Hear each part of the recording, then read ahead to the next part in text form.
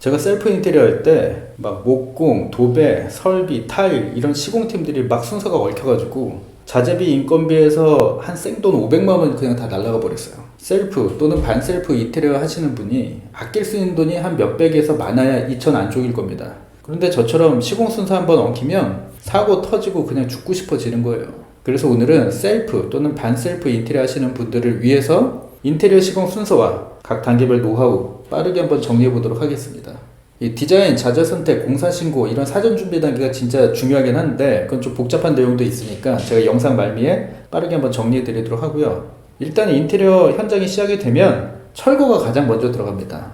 제가 업자 입장에서 30평 정도 되는 아파트 기본적인 구조 철거할 때 올 철거를 한다고 치면 3일 정도 되는 일정에 400만원 정도부터 시작을 하거든요. 현장 상황에 따라서 더 늘어날 수 있고 평균 한 500만원 정도 쓰는 것 같아요. 철거 비용으로. 근데 여러분들이 셀프나 반셀프 하실 땐 이 정도 금액은 너무 부담스러운 거예요. 현장 관리에 능숙하지도 못하는데 이 정도로 일을 벌여놓으시면 정말 망합니다. 인테리어에서 가장 큰 사고는 철거 때 일어나요. 누수, 균열, 막 각종 민원의 싸움까지 나고 정말 난리 납니다. 그래서 추천드리는 건 이게 총 공사 범위나 뭐 비용하고도 연관이 있겠지만 하루 정도 일정에 철거 비용으로는 150에서 200을 넘지 않는 정도, 딱 그 정도가 셀프, 반셀프 인테리어에선 딱 적당한 것 같아요. 철거업체 선정할 때 특히 신중하게 선택하세요. 철거가 완료가 됐으면 그 다음에 차원 공사, 즉 샤시 공사에 들어갑니다. 샤시는 기존 샤시 철거, 그 다음에 새로운 샤시 시공 이걸 다 한 업체에서 알아서 해주는데 뭐 일 정도 하루면 다 끝나요. 이 샤시가 또 비싸긴 되게 비싸서 돈 천만 원 들어가죠? 뭐 못해야 한 700, 800 들어갈 겁니다. 유튜브에서 뭐 2천만 원에 올수리 끝냈다, 뭐 3천만 원에 하이엔드 인테리어 했다, 이렇게 우리를 혹하게 만드는 그런 제목의 영상들을 보면 결국에는 샤시는 기존 샤시를 재사용했다, 재활용했다 이런 내용이 나오거든요. 그런 영상들을 저격하려는 게 아니라 그만큼 샤시가 전체 공사비에서 차지하는 비중이 크기 때문에 샤시만 살릴 수 있어도 너무 행복한 상황이라는 거죠. 아무튼 샤시를 시공 단계 중에 가장 먼저 실시하는 이유는 샤시가 먼저 설치가 돼야 그걸 기준으로 그 다음 단열, 목공, 마감 이렇게 순서대로 붙여나갈 수가 있기 때문이에요. 그래서 단열과 목공을 맡은 업체에 샤시가 설치될 위치와 그 간격 같은 것들을 정확하게 물어보고 그대로 샤시 업체한테 전해 주셔야 됩니다. 샤시 다음에 설비 공사가 들어가요. 인테리어 업계에서 설비라고 말하면 물이 흐르는 배관, 즉 뭐 급수, 배수, 오수, 난방 배관 이렇게 물이 흐르는 배관 설비를 총칭해서 이르는 말입니다. 그런데 배관뿐만이 아니라 조적, 미장, 방수 이런 기초공사 전반을 설비업체가 다 담당을 해줘요. 만약 발코니 확장이나 난방 배관 교체 공사를 하신다 그러면 뭐 철거부터 시작해서 단열, 난방 배관, 미장 그리고 공사 주변부의 마감까지 다 설비업체에서 통으로 알아서 합니다. 자, 욕실 같은 경우에도 급배수나 오수 배관뿐만이 아니라 뭐 젠다이나 파티션 쪽 조적 작업이나 미장 작업 이런 것도 다 설비업체가 알아서 하고 방수도 처리를 해줘요.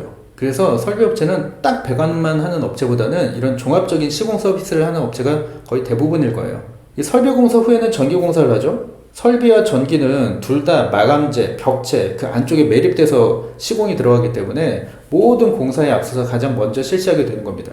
자, 이 조명이나 콘센트를 특히 건드리지 않거나 비교적 신축이라서 뭐 전기 용량, 집의 배선 상태 이런 게 비교적 괜찮으면 전기 공사를 건너뛸 수도 있어요. 그런데 적어도 한 뭐 20, 30년 이상 된 구축 아파트다. 그런데 내가 인테리어 새로 하면서 전기 사용량이 높은 고용량 인덕션이라든가 시스템 에어컨 설치하겠다. 그러면 무조건 전기 공사 하셔야 돼요. 왜냐면 뭐 화재의 위험 이런 걸 떠나서 그냥 차단기가 바로바로 내려가고 어떨 땐 기계 자체가 작동을 안 해요. 최소한 용량에 맞게 차단기를 교체하고 적어도 인덕션용 하나, 에어컨용 하나 요 두 가닥 정도는 단독 배선을 뽑아주는 공사가 반드시 필요해요. 설비랑 전기는 나중에 문제가 생기면 그 위에 있는 것들 다 뜯어내야 되잖아요. 그래서 처음 할 때 아예 깔끔하게 제대로 시공하는 것이 좋습니다. 설비, 전기 다음으로는 단열과 목공이 들어가죠. 단열재도, 합판도, 석고도 일단 벽에 갖다 붙인다는 점에서 공통점이 있어요. 그래서 단열 공사도 보통 목공팀에서 다 알아서 해줍니다. 샤시를 바꾼 집은 특히 단열 공사를 꼭 하셔야 돼요. 구형 샤시가 막 바람이 새가지고 안이나 밖이나 똑같이 추워서 결로 현상이 안 생겼다면 이제 샤시를 새로 바꾸잖아요. 그럼 바람이 딱 차단이 돼서 안쪽 공기는 따뜻해져요. 그런데 벽에 손을 대보면 벽은 아직도 차갑습니다. 그래서 샤시를 새로 교체하고 단열을 안 하면 벽에 결로가 그렇게 생겨요. 그리고 단열이 잘 된 집을 샤시로 딱 마무리하는 거지 샤시만 공사에서는 근본적인 단열 효과가 거의 없어요. 자, 단열 시공한 이후에 그 위에 목공을 치는데 천장, 벽체, 문같이 드디어 집의 기본적인 모양이 만들어지는 순간입니다. 목공이 인테리어 비용을 크게 좌지우지해요. 왜냐면 여러분이 가진 꿈의 크기만큼 목공에 투자할 시간과 비용이 무한정 늘어나기 때문이에요. 저 같은 경우는 어떤 현장이 됐든 기본적으로 일단 목공 비용 500을 딱 깔아놓고 시작을 해요. 현장 상황에 따라서 가감을 하죠. 그런데 목공 500도 사실은 셀프나 뭐 반셀프에서는 이것도 좀 힘든 숫자예요. 목공에서는 최대한 힘을 빼고 고급스러운 마감재에 투자를 하는 것이 좋습니다. 이 마감재가 돋보일 수 있는 파란듯한 그런 바탕면을 만든다는 느낌으로 목공 작업을 진행하길 바라요. 나중에 부동산 거래하실 때도 고급 마감재를 시공한 집 같은 경우에는 좀 유리한 입장을 취하실 수도 있거든요. 그런데 이렇게 어설프고 좀 너무 번잡하게 시공된 그 목공사 같은 경우에는 집의 가치를 오히려 떨어뜨릴 수도 있어요. 목공 다음은 타일이 들어갑니다. 자, 이 목공에서 욕실 문틀을 세워주거나 아니면 주방에 바탕면을 만들어줘서 그걸 기준으로 타일이 붙어 나가야 되기 때문에 목공 다음에 타일이 시공되는 것입니다. 목공 다음으로 타일을 붙이는 또 다른 이유는 설비 단계에서 방수 처리를 했잖아요. 그러면 목공이 들어가면서 좀 시간을 벌어주는 동안 방수제가 충분히 양성이 되고 그 다음에 타일을 붙는 게 이 방수의 기능적인 측면에서 유리하기 때문이에요. 그런데 한편 마감재 입장에선 타일이 가장 먼저 시공되는 마감재이기도 합니다. 그 이유는 이 타일 공정이 오염 요소를 가장 많이 만들어내거든요. 시멘트, 몰탈, 타일 접착제, 그리고 타일을 그라인더로 갈아내는 막대한 분진, 잘라내거나 깨진 그런 타일, 폐타일들 조각들, 그런 것들이 현장을 진짜 많이 어지럽혀요. 그래서 다른 마감재를 먼저 시공한 다음 그 다음 타일을 붙여버리면 너무 오염이 많이 될 수 있기 때문에 타일을 가장 먼저 시공을 하는 거예요. 타일 다 깔았으면 이제 줄눈 넣고 각종 욕실 설비 세팅하고 이러는 과정이 한 2-3일 정도 걸립니다. 타일 다음으로는 도장이랑 필름 시공이 들어갑니다. 요즘 하이엔드 인테리어에서는 대부분 도장과 필름이 빠지지 않고 들어가는 것 같아요. 이 도장이랑 필름은 사실 본 작업 자체는 그렇게 까다롭지 않은데 도배랑 달리 목공이 무조건 들어가야 되고 이 사전에 면 잡는 과정이 그렇게 힘들어요. 일반적인 마감재 시공 순서를 한번 짚어보면 타일 다음에 도장 필름 들어가고 그 다음 바닥재, 도배 이 순서대로 들어갑니다. 오염도랑 내구도가 높은 순서대로 이렇게 시공이 들어가는 거예요. 또 아래로 깔리고 위에 올라타고 하는 디테일이 깔끔한 순서대로 시공을 하는 겁니다. 이 전체 면적에 도배를 주로 바르고 이 도장과 필름은 이제 포인트로만 들어간다고 하면 이 두 가지 공정을 합쳐서 이틀 안에 끝낼 적도 있어요, 저는. 그런데 도장이랑 필름을 주 마감줄로 해서 전체 면적에 바른다. 그러면 이 작업만 최소한 5일 이상 일주일 잡아 두셔야 됩니다. 도장과 필름 다음엔 가구가 들어가요. 초보분들은 이 도배랑 바닥재까지 다 끝나고 나서 가구가 설치된다고 이게 오해를 하시더라고요. 이런 가구 시공 역시 상당히 오염도가 높은 그런 공정 중에 하나예요. 이 목재 보드나 인조석을 현장에서 막 자르고 썰고 갈고 하는데 이때 나오는 분진이 정말 상당해요. 도배가 특히 분진, 먼지에 상당히 취약합니다. 무조건 도배보다 가구가 먼저 들어갑니다.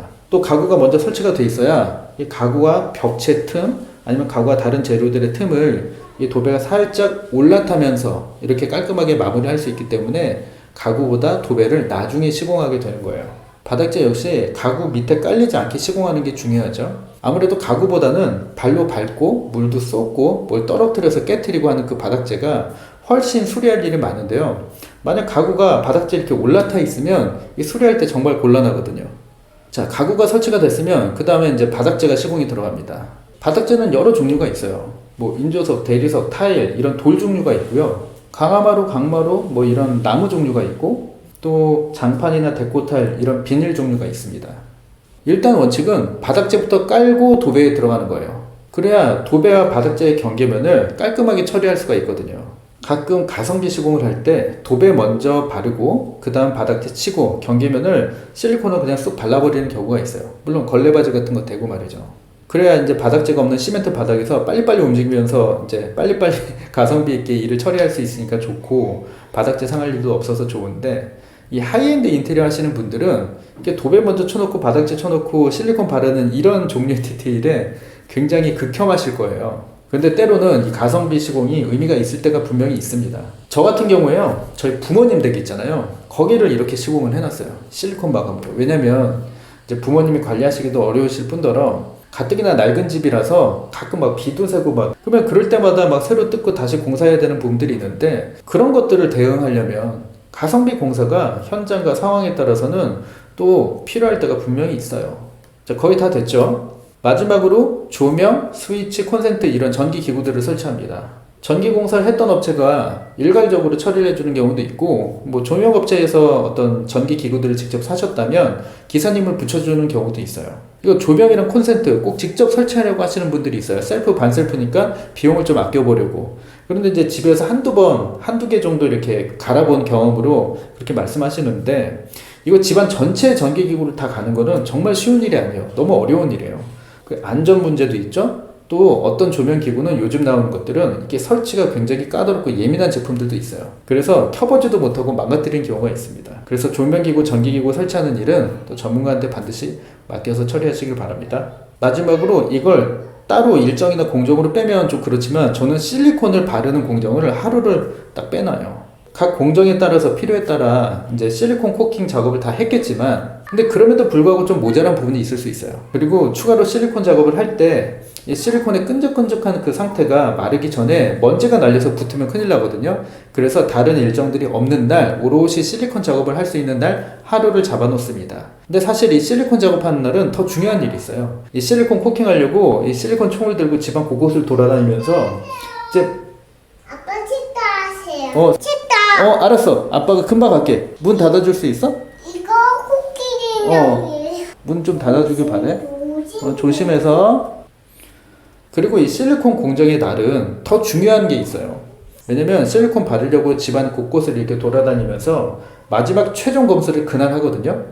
뭔가를 되돌려야 한다. 그러면 이날이 진짜 마지막 기회입니다.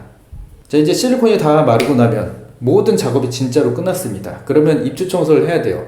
입주 청소 역시 자기들이 스스로 하겠다라고 마음먹으신 분들 분명히 있을 거예요. 이거 절대 안 돼요. 가족들끼리 오선도선 모여서 할 수 있는 정도의 수준이 아니에요. 이 입주 청소라는 건. 특히 인테리어 공사 후에. 자, 입주 청소 꼭 전문가한테 맡기시길 바래요. 자, 드디어 진짜 모든 공정이 다 끝났습니다. 영상 초반에 그 인테리어의 사전 준비 단계에서 좀 말씀드린다고 했는데 오늘 그 시간이 이렇게 많이 흘러는 줄 몰랐어요. 그래서 오늘은 그 사전 준비 내역의 그 항목들만 좀 알려드리고 다음에 사전 준비에 대해서 따로 영상을 한번 만들어 보도록 할게요. 자, 셀프, 반셀프 인테리어 할 때 사전 준비 내역은 이렇습니다. 첫 번째, 총 예산 설정. 두 번째, 디자인 시험과 도면 제작. 이 첫 번째, 두 번째 대충 건너뛰어서 망한 사람 많아요. 자, 세 번째, 자재 선택. 네 번째, 시공업체 선정.